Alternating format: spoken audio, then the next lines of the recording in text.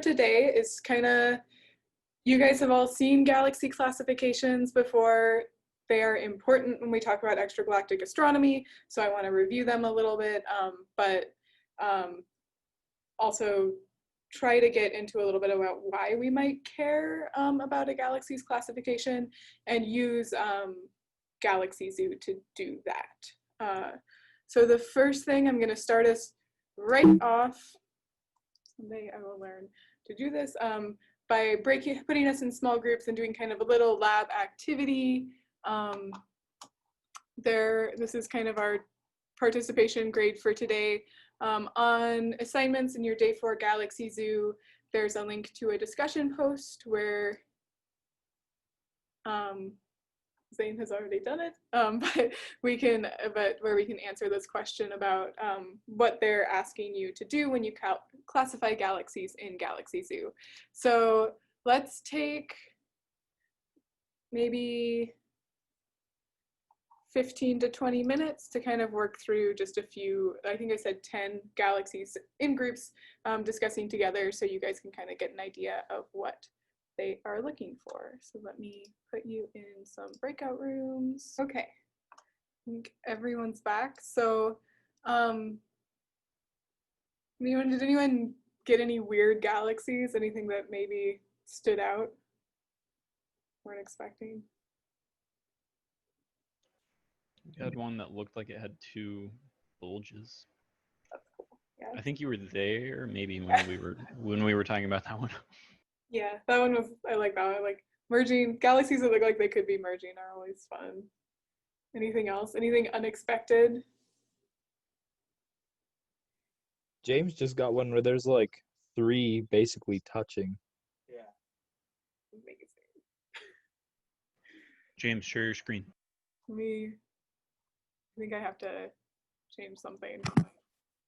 I'm on it. Can I share? I have to let you. Sorry. Now you can. I think.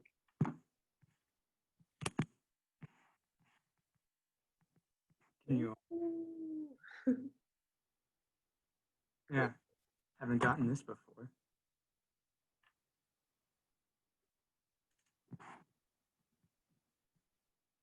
What do I do for this?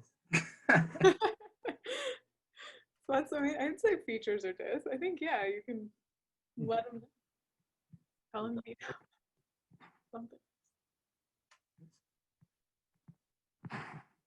Team classifications, awesome. Oh, yeah. Also, I like that there are 5 that are like Yeah. pretty similar distance. Yeah, so when we talk about large scale structure, we can get more into how galaxies are grouped, but a lot of times if they are colliding, that's a sign that there's a lot of galaxies in the same place. Would you all say this was a moderate, maybe?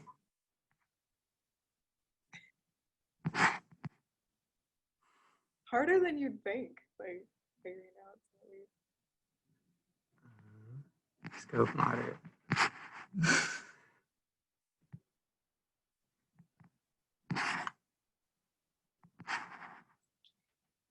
Should we? Yes, they're definitely merging.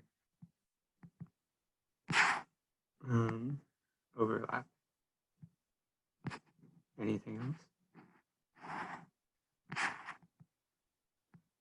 You're gonna get published now, dude. It's gonna end up in like a huge paper. Your name's gonna be all over it. Here we go. Our fun little multiple galaxies. Thanks for sharing, James. Yeah, so that's kind of a little idea. What you guys just did is classifying galaxies. So now we can just talk. I just want to quickly, the other thing I wanted to point out was something I mentioned in one of the groups. This was something discovered by Galaxy Zoo. So this is Hanny's voorweep. Voorweep is Dutch for object. So Hanny was a Dutch school teacher, Hanny Van Arkel, and she noticed something weird in Galaxy Zoo, and so it got named after her. But just, I was kind of talking with some people that there is kind of this, a big thing with Galaxy Zoo is finding strange objects, but also just the classifications have helped with building a database of galaxies that have classifications tagged with them.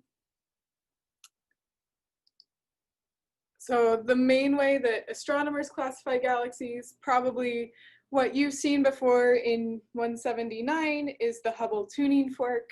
And this is, even though it's fairly simple, maybe, it gets used. So like I said, we should go over it, and we're gonna get into a little more detail than maybe you guys did in 170. But it's you have your arm, that's your ellipticals, and then your fork prongs, which are your spirals and your barred spirals. And then the irregular galaxies kind of don't exist on the tuning fork because they don't really have any noticeable trends in their features. So the first part, our bar, is our ellipticals. These are blobby galaxies. They don't have many features. There's not really a lot of organized motion. They're sometimes called red and dead galaxies because they don't have a lot of star formation. So they're older stars, early galaxies. They're called early type galaxies because Hubble thought these were young galaxies and spirals were old. He was probably wrong in a lot of ways, but that's what he called them. There's a good chance that ellipticals form when spirals merge together, which we will talk about more when we talk about galaxy evolution. But they are kind of boring. They look similar at every wavelength. There's no features in any wavelength. Nothing stands out. Yeah. So we classify them based on how elliptical they are. So an E0 is a pretty spherical elliptical, or at least the way we're viewing it, it looks spherical. If it is tilted, it's, we can only see two of the axes ever. So an E0 looks spherical, and then higher numbers, E's, look more squishy. You can kind of get a number for that E using this equation for n that I've shown here, where it's 10 times 1 minus b over a, which is kind of like your b is your semi-minor axis, a is your semi-major axis on your elliptical. So it's just essentially a measure of ellipticity, that n number, but it's mostly something that people do kind of by eye. Some people will also classify ellipticals based on how boxy they might look. So are they more round or are they more boxy? So E3 and E4 in this image might be kind of more boxy ellipticals, whereas E0 and E2, the ones they have shown here, would be more round ellipticals. And then the pluses have to do with how extended the halos are. So if it gets a plus, that just means it has a more extended halo. Without a plus, it's a slightly less extended halo. The other thing that I didn't put on this slide that I should say is that ellipticals are often very, very large. So the biggest galaxies are all ellipticals, and they tend to be found in clusters of galaxies. So if you have a major cluster, you have an elliptical. Yeah, Ethan. So is it just that like we see them full of old stars because if they're the product of a merger, their disks get messed up, so we don't necessarily like get these nice pockets of gas to start forming new stars? Sort of. So that's kind of part of it. We'll talk about this more in galaxy evolution, so I don't want to give it all away, but we see when we look through redshift, there seems to be a burst in galaxies forming tons of stars at around a redshift of 2. And so the idea is this is when a lot of ellipticals maybe were merging. So you merge and you go through just an extreme burst of star formation right as you're merging, because you're mixing up all your gas and dust. And as that gas and dust mixes, it gets dense enough to collapse and form stars. But after it goes through that extreme burst in star formation, there's nothing left. So they kind of exhaust their gas and dust, and you end up with a red and dead elliptical. So that's kind of the theory. We will talk about that a little more when we get to galaxy evolution. Other questions? I should open my chat. Sorry. It gets closed when I do breakout rooms. I have to remember to reopen it. Okay. So I now have a question for you. I'm going to put you back in your breakout rooms for just a short discussion. Depending on how you look at an elliptical, it kind of gets fuzzy as you go off. How might you go about defining the edge of an elliptical? Where would we say, what would we say the radius is? Like I just said, we could use the semi-major and semi-minor axes to find ellipticity, but how could you measure an axis if we just keep getting fuzzy out to infinity? So I'm gonna open up the rooms again, and let's take maybe 5 to 7 minutes to discuss where we might define an edge, and I'll pick a group to report back. Show his screen again. He could show you. Awesome, go for it. Should be able to. Here, let me just. The idea I had was that, like, I like taking pictures of the night sky and playing around with it. And so when I do this, normally I try to make it look good, which means cutting out some of the detail. And so, like, go away. Like this is me trying to get Andromeda. And so there's just a little faint light, but what I can do is just bring out more and more detail. And if like I want to see all the detail at once, like 2 is max, I can do this, where you can see that it really brings out everything that it can. And so I was wondering, like with the example you were asking, is if we can sort of take an average darkness from like the corners of the picture where we're pretty certain the elliptical doesn't reach, and then we compare that to kind of where we think the edge of the elliptical is, and then we can sort of extend it out and kind of see as it fizzles out where we can maybe draw an edge. Yeah, so that's beautiful. Thank you for sharing. The issue, that was another group, was kind of thinking a similar thing where, yeah, if you can find the noise background, your sky background, and use that to say, when you hit this value, you are no longer in your galaxy. And this is really important if you are doing science on a galaxy. That's how you can't get a measurement outside of that. The issue is it's kind of detector dependent.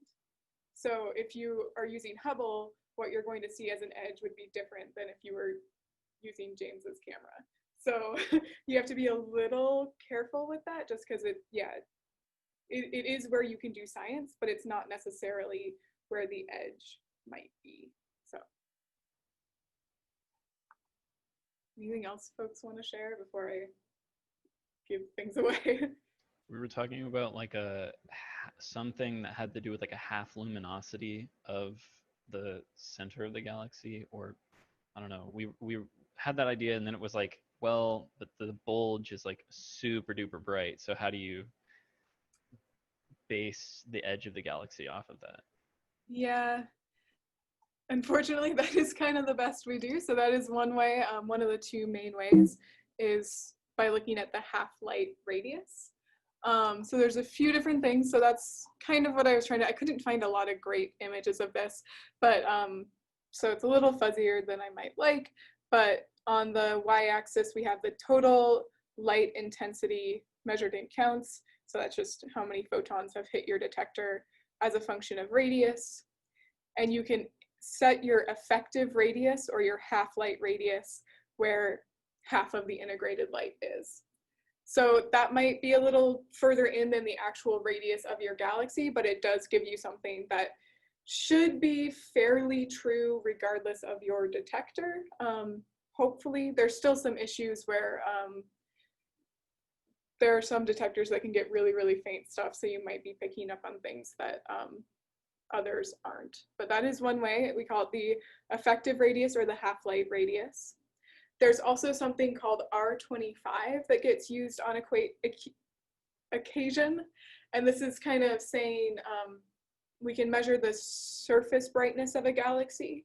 So that's just the brightness divided by area. So it's usually measured in magnitudes per square arc second. So brightness divided by area, angular area typically, but you can also do it per parsec squared. So the R25 radius is where you could put out a circle and you'd say, at this radius, the galaxy has a surface brightness of 25 magnitudes per arc second squared. So that's like a little bit more, I guess it doesn't depend on your detector because magnitudes shouldn't. It's also kind of nicely distance independent because surface brightness, if it's farther away, it takes up less of an angular size, but it'll also be fainter. So surface brightness is semi-independent of distance, which is nice. So occasionally you'll see R25. Half-light radius is a little more typical.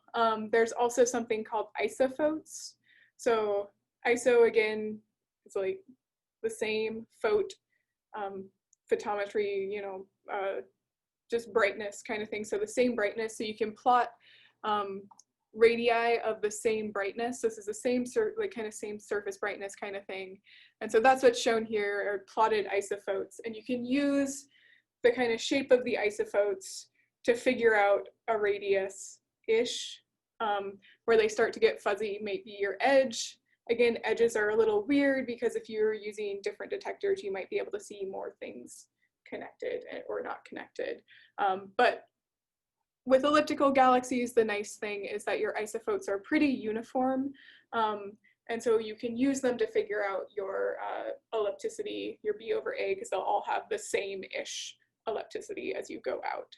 So there's R25, which is our surface brightness equals 25 magnitudes per arc second squared at that radius. There's your half-light radius, which is just half of all the integrated light, or you can kind of use the shape of your isophotes. So that's typically how we measure radiuses of ellipticals and spirals. So they're slightly different.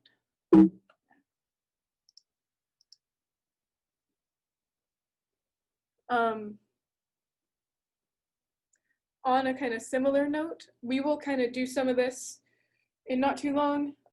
We'll get to actually measure the surface brightness profiles of a few galaxies, I think not next week, but the week after.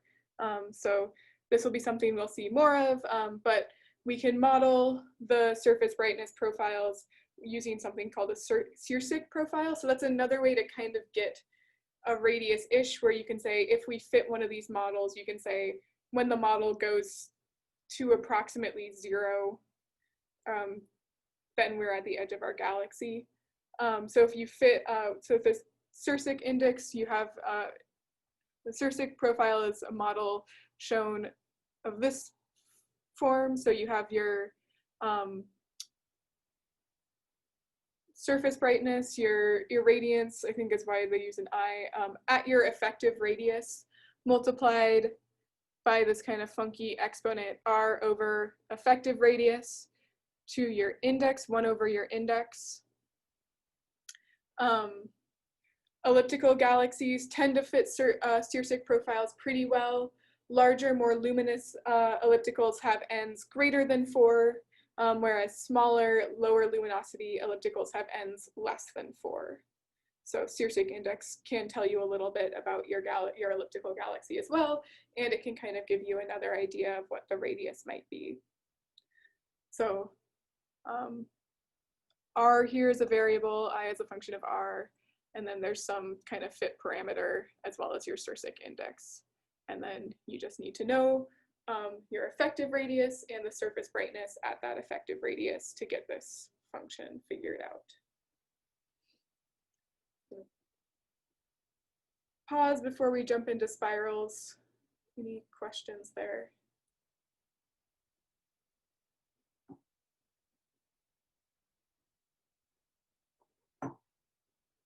Okay.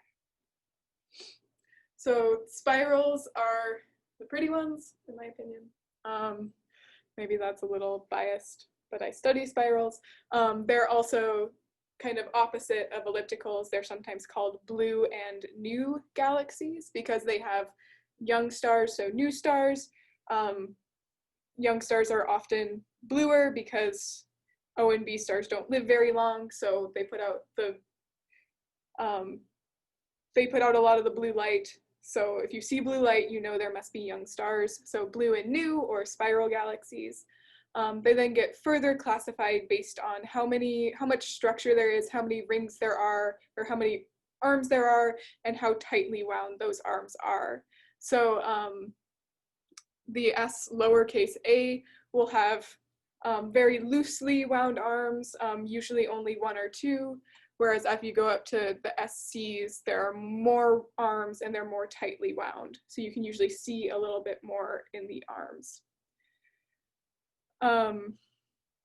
But that's all kind of fuzzy, and I think they did like a test where they gave a bunch of astronomers different spiral galaxies and they asked them to classify them, and none of them chose the same things. So the actual lowercase a through D, it's a little funky, and whether or not, like, how much that actually matters, I don't know. It's the main thing is it a spiral, is it an elliptical? And we'll talk about this again in our next class, but we'll look at color magnitude diagrams for galaxies and how you can also use those to classify your galaxies. More importantly, and a little bit more easy to see, you can also have a spiral with or without a bar. So SB spirals are spirals with bars. Bars and I think, yeah. There's also, you can add a little lowercase r if you see a ring. So this is an example of a galaxy with a bar and a ring. We can see the bar kind of going through, and then the ring usually often will loop through. So it looks kind of like an arm, but it actually does go around. Rings and bars are actually kind of important because they can help funnel gas and dust towards star forming regions, and you can see bursts of star formation along the bars and the rings. So they can change how the galaxies are forming stars over time. So with spirals, the lowercase a through c are less important. The capital B's and lowercase r's might actually tell you something about what's going on in your galaxy if they are there. So ellipticals in red and dead, spirals or blue and new. You can do similar things with spirals, looking at half-light radius and isophotes, but they tend to look different because you can't really fit the Searsic index because spirals are going to be more bulgy. More of your luminosity is going to be in the bulge and less is going to be in the spiral arms. Okay. So any questions about spirals?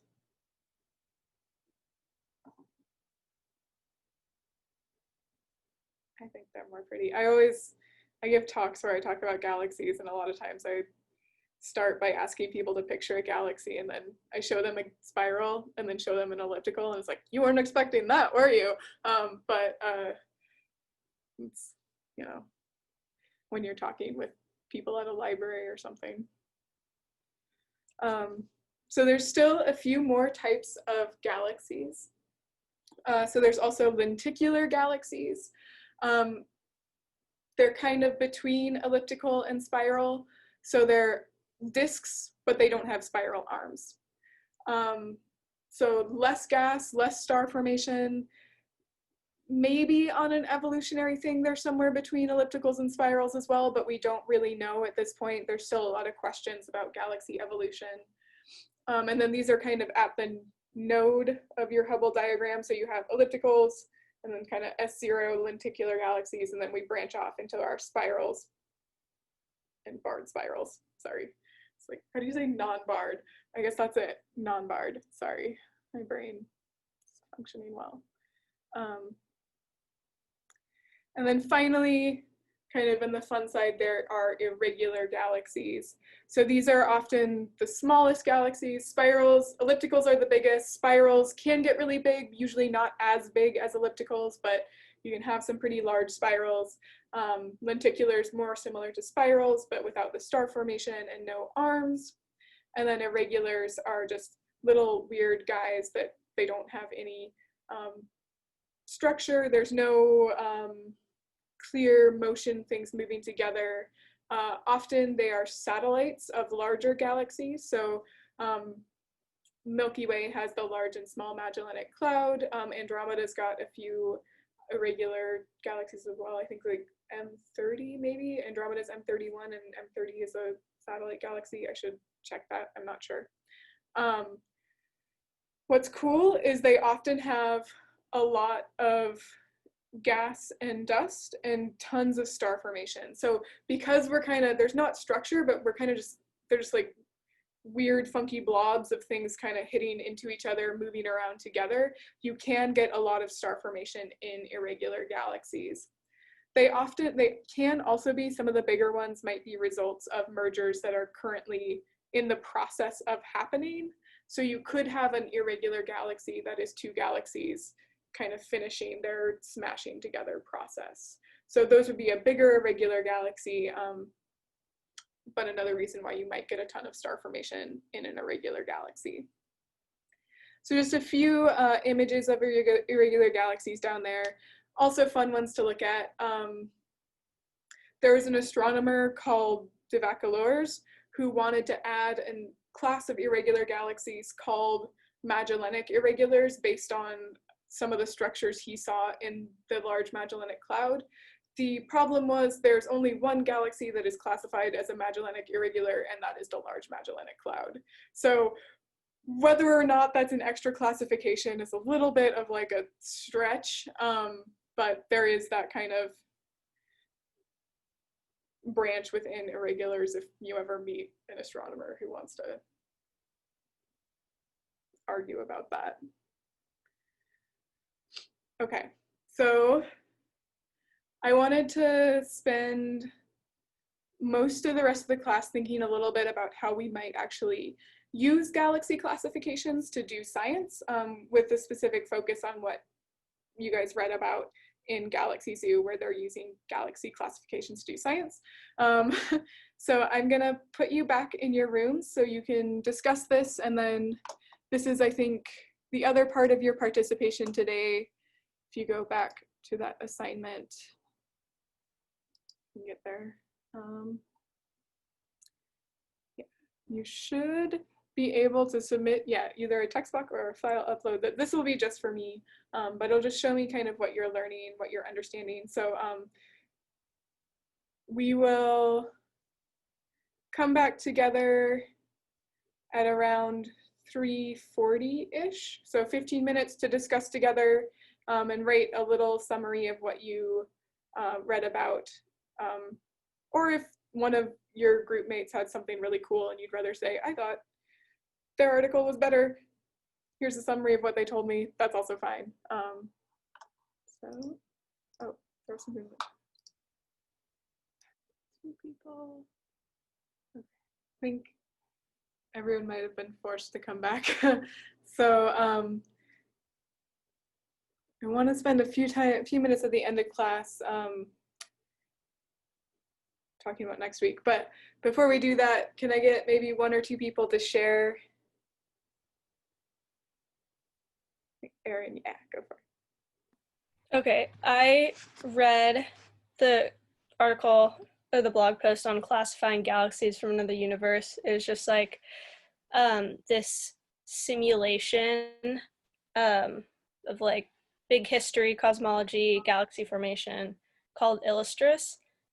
And they had volunteers classify galaxies from their simulation and then classify galaxies from SDSS and compared like what % of the galaxies people thought had features. And there was a pretty big discrepancy between Illustris and SDSS, where I think people thought in general that SDSS galaxies had less features than the simulation. But they found when they looked at bigger galaxies that the simulation and SDSS wasn't very different. And so they think that the error in the small galaxies is probably because the simulation didn't account for dust, and it's not super accurate at a smaller scale because they're like tracking chunks of stuff, not every single individual little particle. So that's about it. Neat. the main, like, large scale structure simulations are just incredible what they can do, but they all have limits, but it's still just like how well they can reproduce what we see. It's, as an observationalist who doesn't want to touch that, I'm always just blown away. Anyone else dying to share?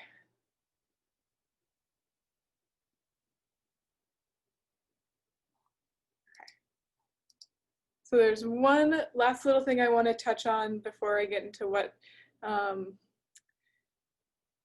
want to talk about next week, and that there's one other way that we can talk about galaxy types, and that's by classifying them by their T-type. And this is just a sort of semi-quantitative way to classify galaxies. So it assigns a number to different Hubble classes. So the ellipticals and lenticulars are negative, and the spirals and irregulars are positive. So the reason you might want to use T-types, I don't worry too much about getting this all done. I took this from Wikipedia, which might not be completely difficult to say. Main thing, ellipticals are negative, spirals are positive. And the nice thing is that you can kind of graph it a little bit more than you can with just types. So this is showing from a paper that looked at, I don't read some of it, but I mainly was going for this figure where they're using T-types and showing T-type versus 3.6 magnitude, 3.6 micron magnitude. So you can see that there is some kind of trend with spiral galaxies, higher T-types having lower 3.6 magnitude brightness. So it's just if you see T-type being thrown around, it's a way to classify galaxies that is quantitative, but the main important thing is ellipticals are negative, spirals and irregulars are positive. So more blue, positive, more red, negative. I had a question, if that's all right. Yeah, absolutely. Do you know if there's been any effort to make like a continuous scale of classification for galaxies? Like kind of along these lines, but you notice that it's kind of bunched up in vertical lines, which I assume is because of the more discrete nature of the classification. Yeah, so not that I have seen. I think where you might kind of get into a more continuous is when in our next class, sort of, I'll get to that, sorry, we will talk about color magnitudes for galaxies. So just like you have an HR diagram for stars, you can make a color magnitude diagram for galaxies and classify them that way. And there are other things with that too. There's something called a BPT diagram that we'll look at when we look at spectra. And there's the star forming main sequence, which is star formation rate and stellar mass. So there's different ways that kind of get into that, but it's a little different. Okay, thanks. Yeah, good question. Okay. Anything else? Okay, so I haven't made a decision about this yet, so that's why everything's a little funky right now. But next week, on Tuesday and Wednesday, there's a movement called the Scholar Strike that is happening. This is in response to the police violence towards Black identifying people of color, and trying to, as academia, stepping back and spending a few days talking more about diversity and inclusion, and kind of similar to Power and Privilege Symposium, but on a nationwide scale, I guess. I have not yet decided what I want to do. I'm going to talk to Moira actually at 5 to try to make a decision. So just know that I will decide soon, and I will let you guys know whether or not we have class on Tuesday, or if I want to change the discussion to something else. That being said, if you do feel like you want to take part in this and do not want to attend class on Tuesday for this reason, I will not penalize you. You will not lose participation points. You will not need to lose a cosmic ray point for not attending class. So like I said, I will make my decision about what I want to do hopefully tonight, tomorrow. I'm sorry, like I learned about this yesterday, so I'm like trying to figure it out. But just so this is something that is on your horizon, there's going to be a lot of kind of live stream discussions about diversity and inclusion in different institutions around this country. And I think there is some motion to try to get things happening similar to this at Whitman. So I just wanted to let you know that this is something that is on my radar, and that there will be no punishment if you choose to take part. I have not decided yet if I will take part, but I will let you know ASAP. So I think that's all I got. Even with this being said, I still am hoping that you guys are working towards getting that Anaconda Navigator downloaded, working through on the photometry project. There's some instructions on how to do that in this document if you haven't yet.